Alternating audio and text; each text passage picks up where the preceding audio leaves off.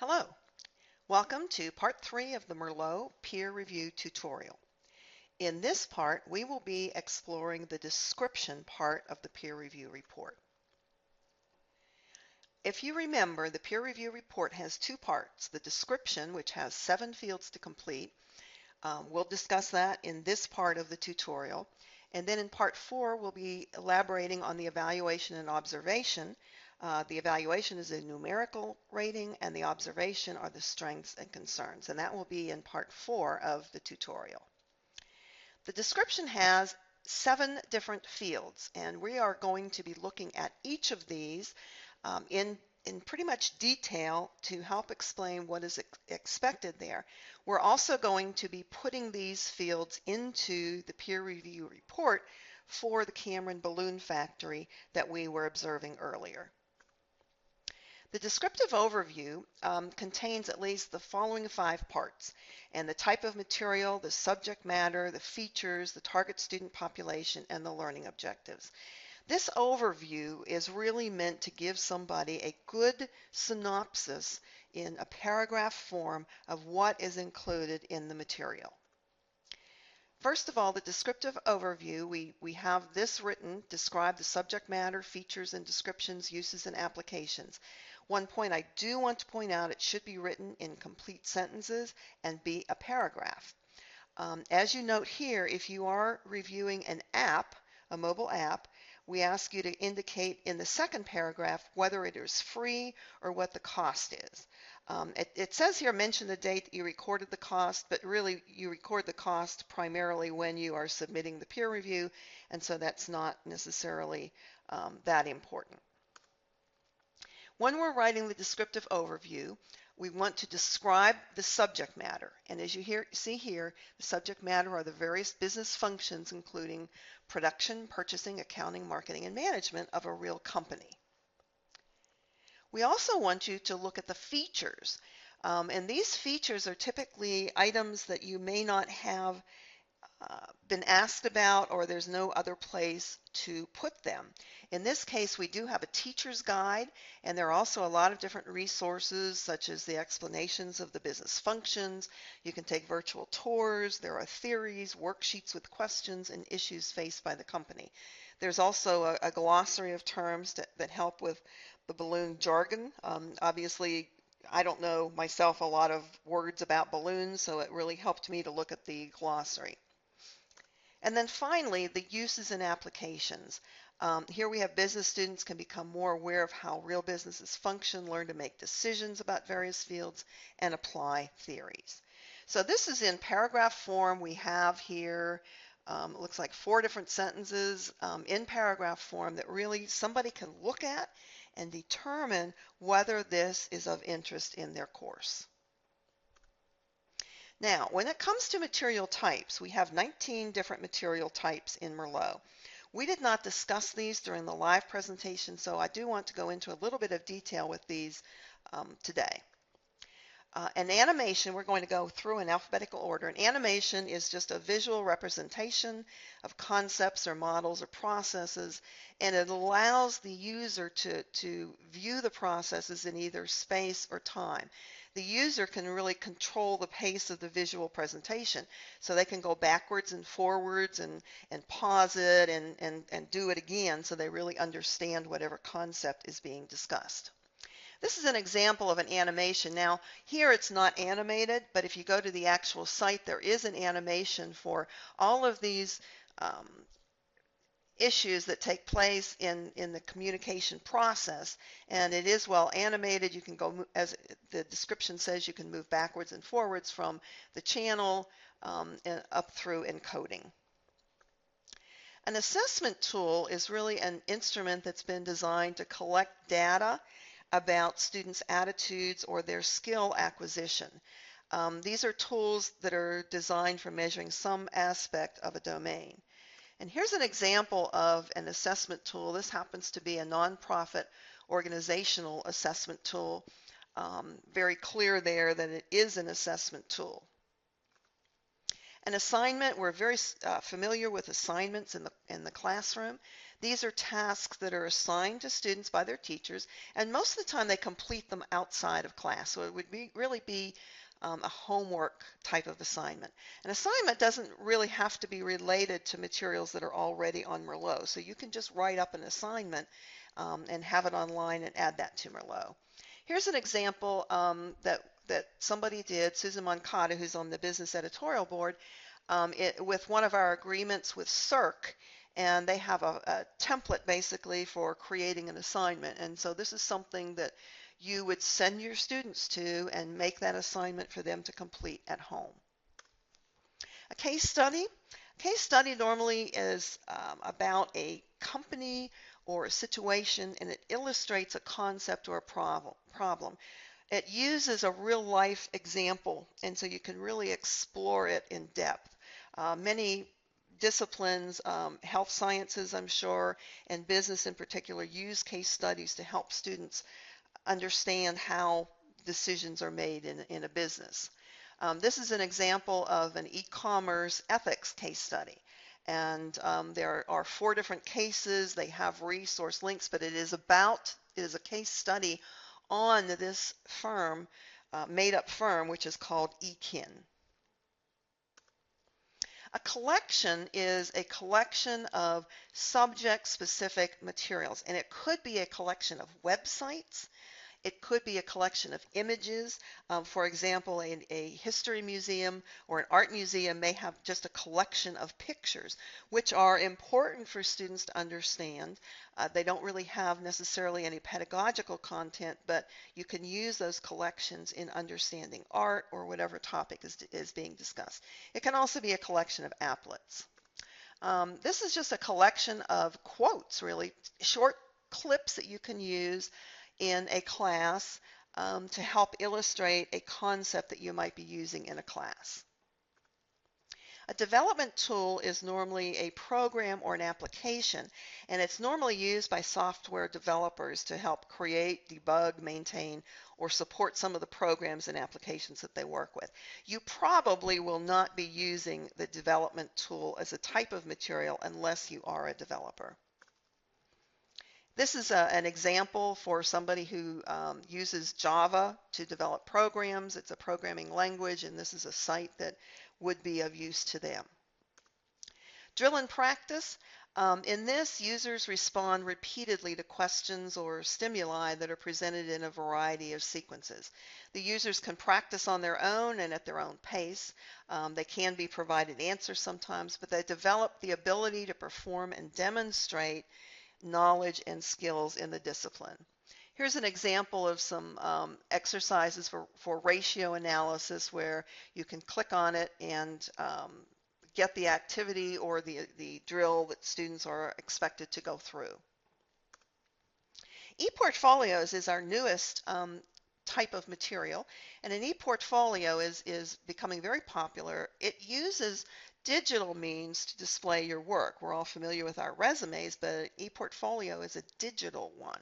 And it's really a cohesive, powerful collection of electronic documents that help demonstrate skills, your education, your professional development, and the benefits to a selected audience. We can have several types of e-portfolios. We can have a teaching one, we can have a learning one, we can have a career one. This is an example of a portfolio. There are tabs on the left that you can get further information. This was actually completed using MERLOT's content builder. This Sarah wrote hers up as part of a course that she was taking. She's a Noyce scholar. A learning object repository is a site where there are a variety of learning objects or modules, and it's kind of a public collection of different learning objects.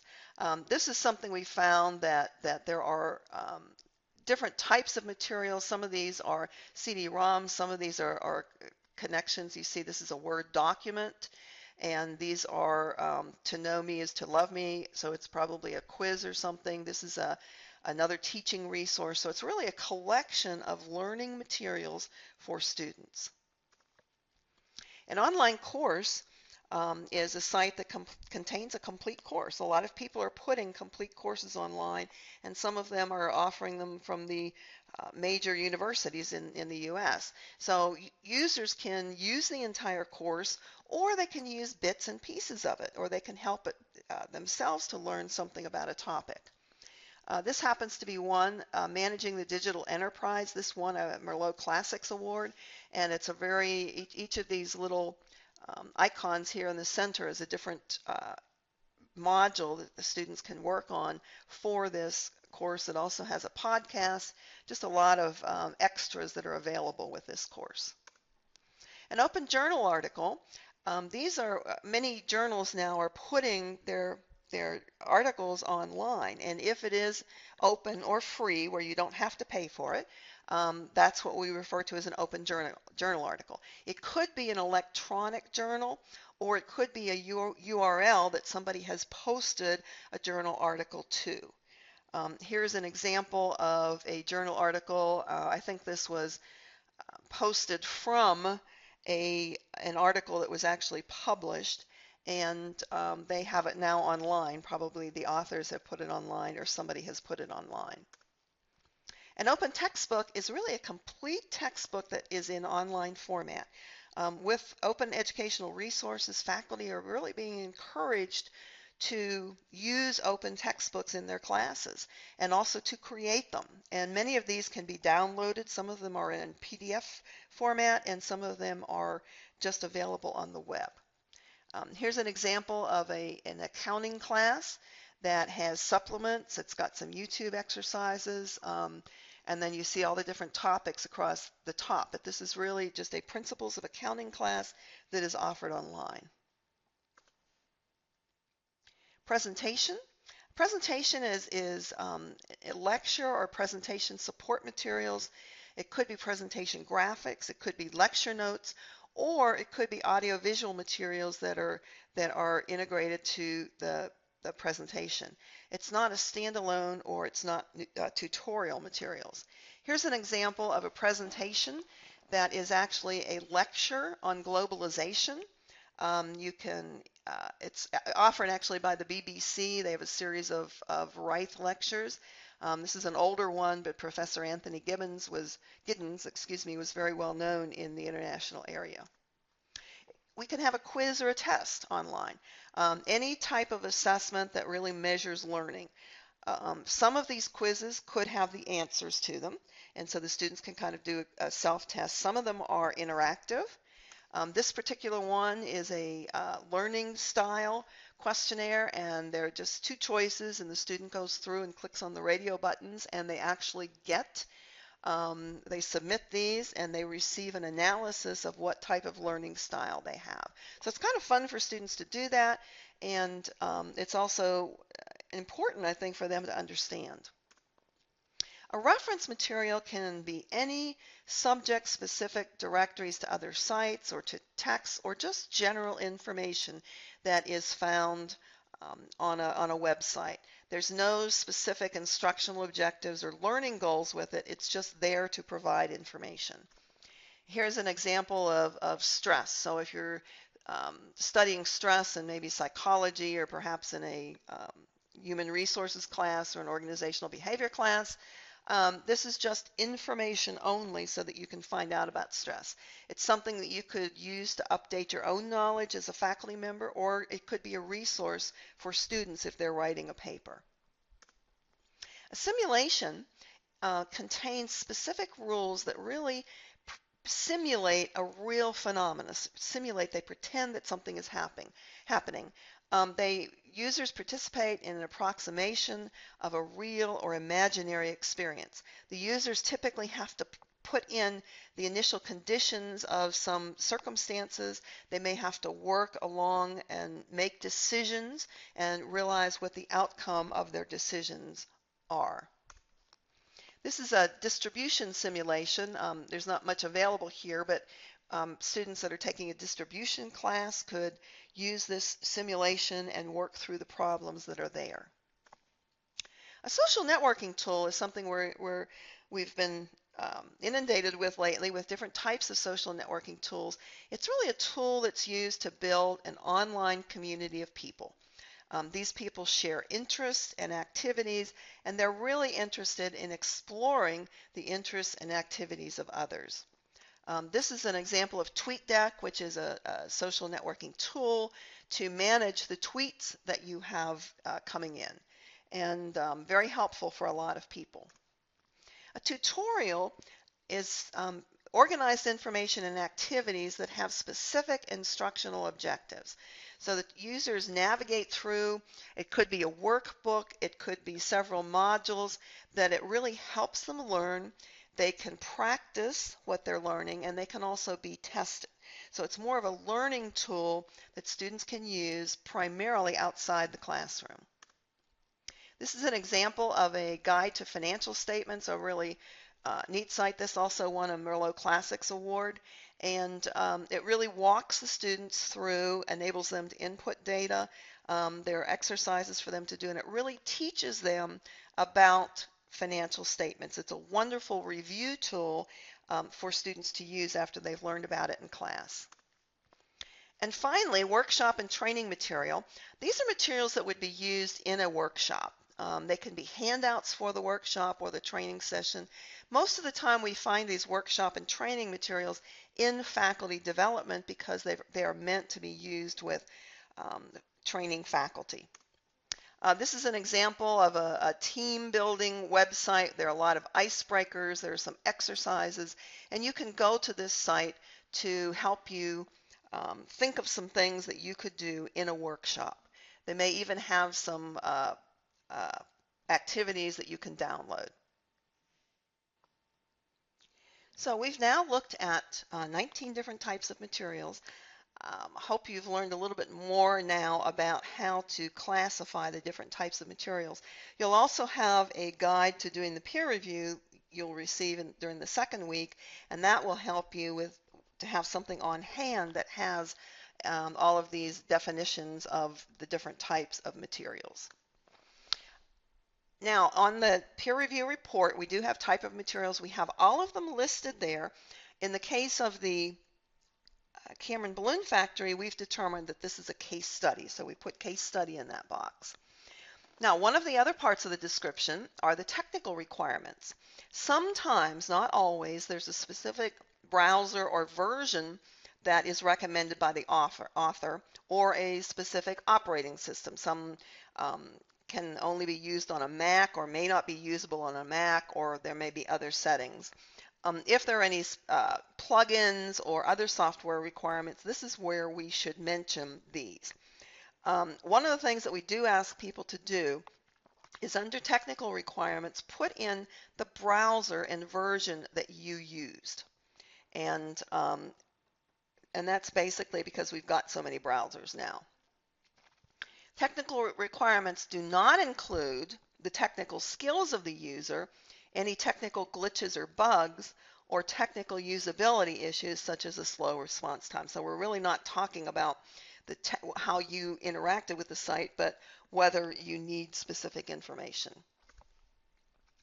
Now, here the peer reviewer put none, and the Cameron Balloon Factory doesn't really need any technical issues, but they didn't put what browser they use. And so I would go back to the peer reviewer and ask them what specific browser they use to access the site, so I know that it was easily viewable on Firefox. Learning goals. This is really what knowledge or skills the learner will gain by using the material. What will they be able to achieve? And we always want to write it from the perspective of the student or the learner. Some examples, and I covered this in the online workshops. I always like to start out that student will, in this case, be able to demonstrate a skill, will be able to express a deeper understanding of theories or concepts. The student will be able to apply the concepts to real-life scenarios. The student will be able to exhibit an appreciation for whatever they can exhibit appreciation for. Here's an example of what we filled in for the learning goals for the Cameron Balloon Factory. We have 3 here, normally several of them, and it really depends on the richness of the site, but I would expect 3 to 4 different learning goals when you think about what the student will take away from going through this material. The recommended use. This is really helpful, and keep in mind that this is why we're really doing this part of it, to help the potential user understand the material. So describe how you would use this material in your class. Would you use it in class, at home, a reference material or study aid? Should it be used in conjunction with a course or lesson or textbook or reference material? And do you have any specific assignment you would like to recommend that the individual faculty member might use? These are some examples of recommended uses. You don't have to use complete sentences as they do here. You'll see here we have could be used in teams for out of class work, an individual assignment, or discussion in class. That really helps the potential user think about how to use it. The target student population is extremely important because, again, we want the user, potential user, to think about how they would use it in their class. So we want to provide two parts. The discipline area, so it could be an academic major or minor or a program area, and an educational level. Is it for freshmen? Is it for an introductory class? Is it for an upper division class? Is it for a graduate school? Here we have introductory classes in business, and you can use them in the business disciplines we have listed here. Prerequisite skills, what do they have to know before they use this material? And so it could be something in the class, or it could be a specific skill that they need to develop. In this case, they just need to have a basic knowledge of the individual disciplines that they'll be looking at with the Cameron Balloon Factory. Well, that is the end of part 3. I realize that some of this may have been repetitive, but I think sometimes when you get reinforced, and particularly with the material types, I hope this has been a good discussion with you. We'll be moving on now to part 4, which will include the evaluations and observations.